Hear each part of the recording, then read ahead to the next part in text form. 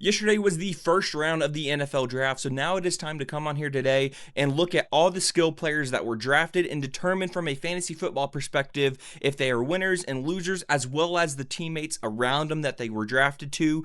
Do they get better or worse from these players joining those teams? I tried to make a video about this yesterday on my sports page, not about this, but just the recap of the first round in general, and that whole video is gone. It was like an hour long. It's really infuriating, but doesn't matter. We're going to make this work anyway. I'm going to have this video posted. I will post something on the sports page today. We'll have to see what it ends up being. It won't be an hour-long recap. I can promise you that. I just made the move. So a big move from Texas to Colorado. So setup's not all the way there. I'm holding my mic. My stand's broken. It is what it is. We'll do what we have to do. The first overall pick was a skill position in Fernando Mendoza. But reports early on are that he's not even going to start, and it's going to be Kirk Cousins. So I'm really just going to skip it. So we're going to go ahead and start with pick 3, Jeremiah Love going to the Arizona Cardinals. A lot of people really hate this pick, and gut reaction, I did too. I really didn't like him going to a crowded running back room on a not good team. But after thinking about it, he is such a talented dude, and he has so much talent that I actually think the talent is going to outdo the crowded running back room here. I think by the end of the season, this will be Jeremiah Love's backfield, and then Connor and Algier will just have to get work where they can. So I don't know if I would necessarily call Love a winner. There are definitely way better options for him to go to, but at the same time, the options most likely were here or Tennessee. I mean, I like here more than I like a backfield with Tajay Spears and Tony Pollard. So I actually think I'm going to call Love a winner in this situation, but it not necessarily in like best case he could go, but I think talent reigns supreme, and he will end up getting the majority of the work by the end of the season. It's going to be one of those guys you're going to have to hold on to, and at first it might look a little ugly, pop off a week here and there before fully taking over. As far as Connor and Algier go, total losers in this. They are going to lose all of their fantasy value.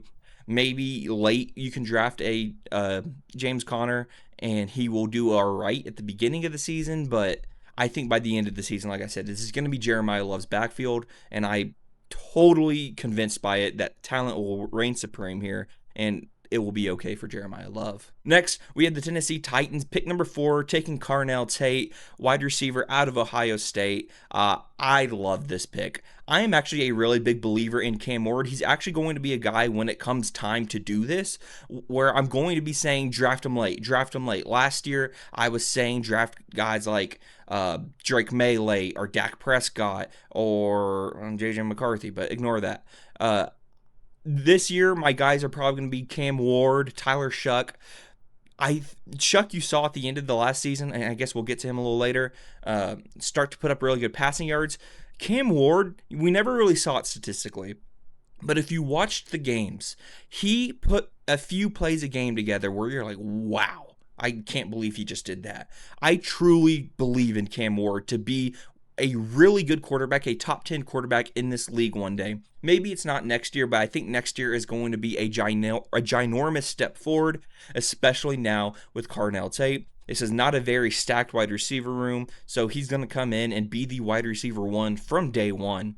You got Wan'Dale Robinson and Calvin Ridley. Ridley, I'm not even sure will start the season, and he didn't look great last year. I think he's probably the biggest loser from the situation, whereas Wan'Dale Robinson, I'm kind of indifferent about because he's one of those guys that kind of just gets his through receptions. He is a very heavy PPR guy, and you would think, well, if he's not going to be in contention for the wide receiver 1, this has to be a loss for him.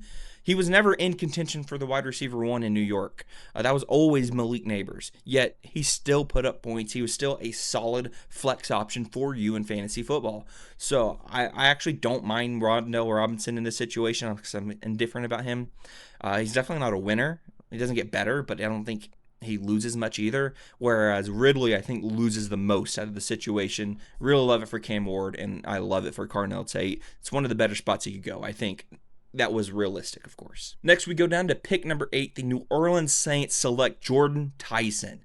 And when I was doing my mock drafts and when I was watching film for this draft, Jordan Tyson was my number 1 wide receiver as far as skill goes. I ended up putting Carnell Tate over him strictly because of health. And that is really my only downfall with Jordan Tyson. This dude can make separation, and that is what I love in a wide receiver. He is extremely quick, and he has really good hands, and better hands than you would expect for someone his size. I love Jordan Tyson. Again, the only thing about him is health. And we'll have to see if he's able to stay healthy at the next level.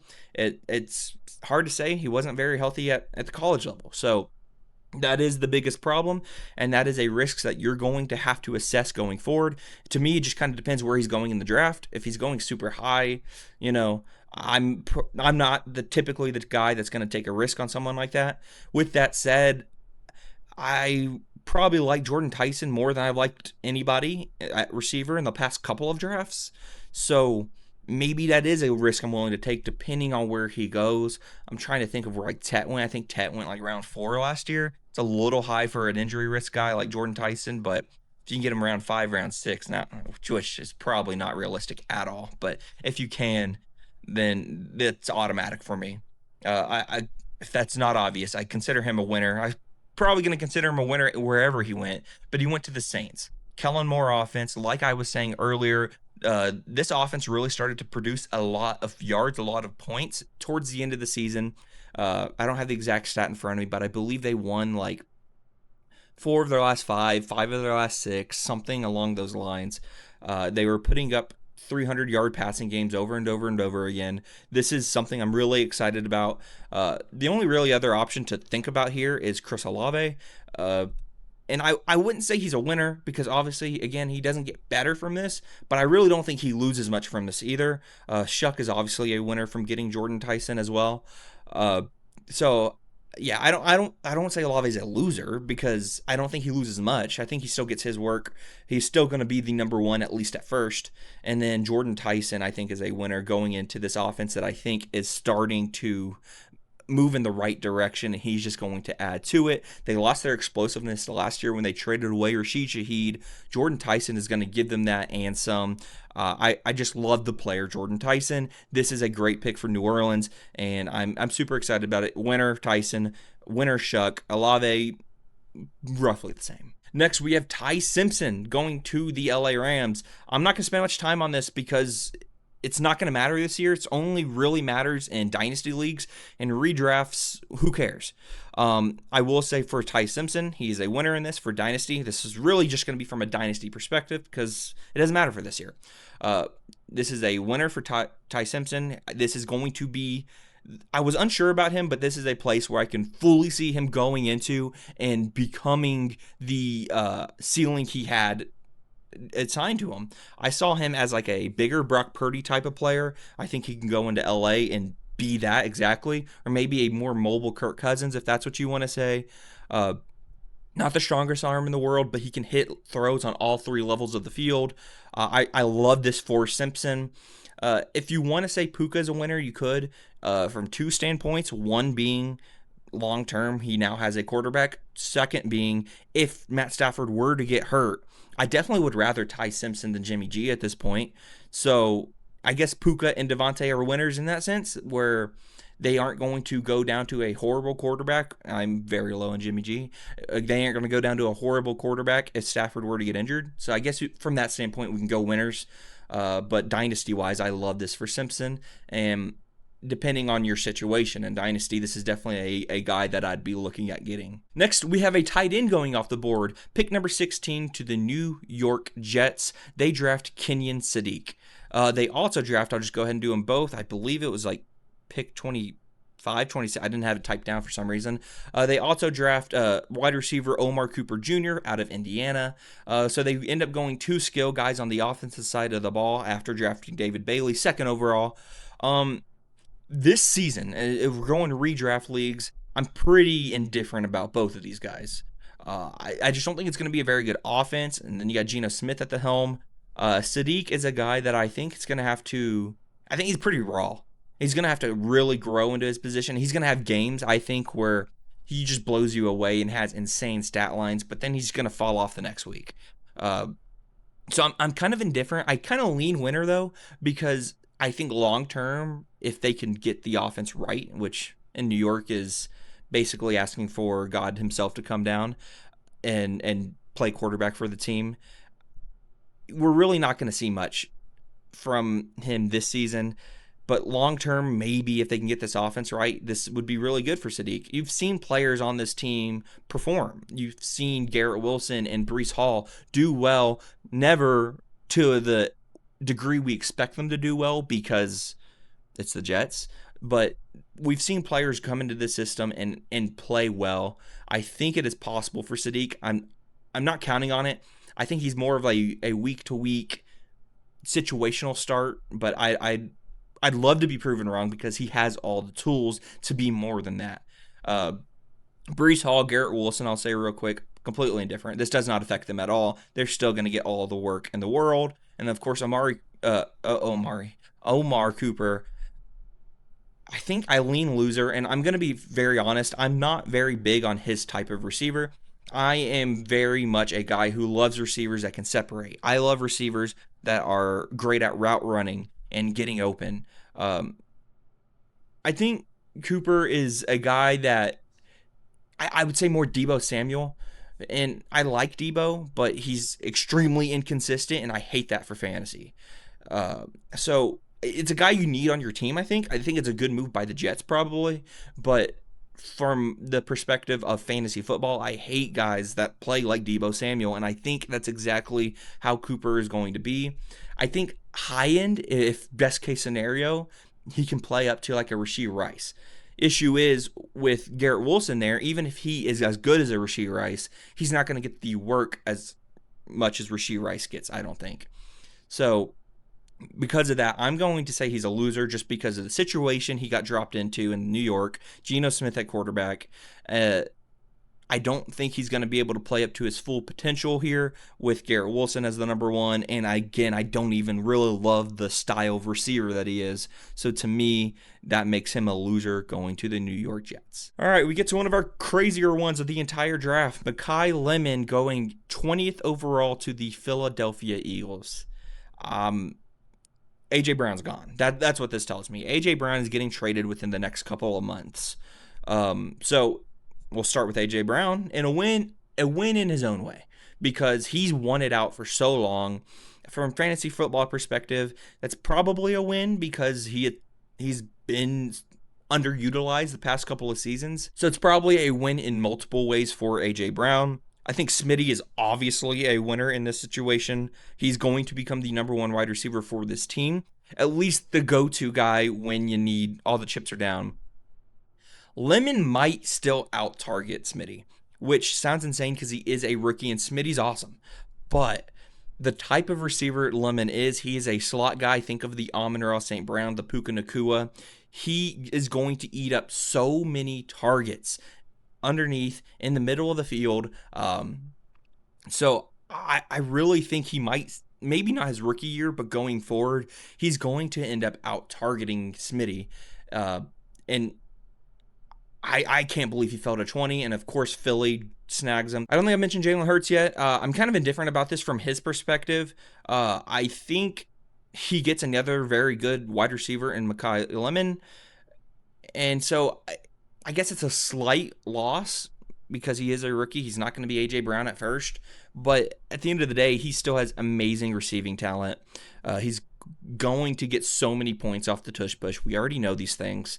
So I'm indifferent. I wouldn't say he's a loser from this situation. Maybe even with the headache, he's headache gone as an A.J. Brown. But maybe he's actually able to play better because he doesn't have to deal with A.J. Brown. They clearly didn't like each other by the end of it. So maybe this is good, and maybe this makes Jalen Hurts a winner.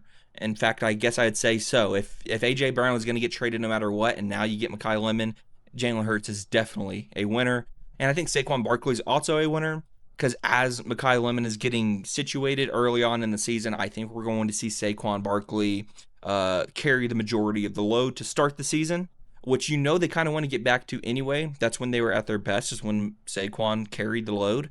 So I expect Saquon to have a heavy, healthy, hopefully, load to start the season at least, and maybe throughout the season. So I think this is a win for him as well. Only got two more guys. First guy is Casey Conception, Texas A&M wide receiver, getting drafted to the Cleveland Browns, 24th overall. Man, this sucks for him.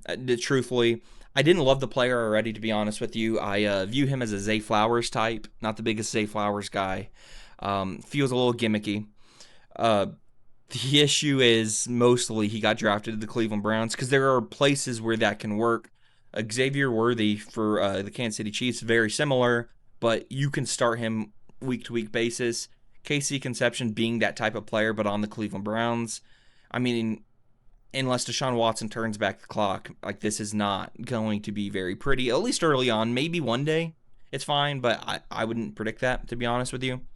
Um, this is one of my least favorite picks of the entire first round, and it's really not even his fault. I think he can be a good player. Like I said, he can be an Xavier Worthy. I mean, that's really where I see his ceiling early on. Of course, he can always get better. Early on, Xavier Worthy's kind of a ceiling to me.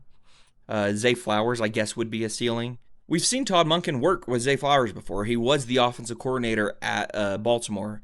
And so them getting a Zay Flowers type of receiver maybe is a good thing. Except I didn't really like Zay from a fantasy perspective. I didn't really like Zay Flowers in Baltimore. So I don't love receivers that all your targets are at the line of scrimmage or deep down the field. Again, it comes to a point where I'm taking him. I'm taking the shot on him if they go down far enough. I am speaking from where Zay Flowers usually goes. I don't love taking him. Where Xavier Worthy was going last season, I hate it. I didn't have him in a single league. Casey Conception, if he's going around that same spot, I'm not taking him. If we're talking about a guy that is going past round 10, of course I'll take a chance on him. Rookie guy, speedster, of course I will take the shot in the dark on him. But if he's going anywhere near an Xavier Worthy or Zay Flowers, count me out. I'm not a big fan of it. I'd say Fannin is a winner from this situation because Fannin is still going to be the number one target on Cleveland.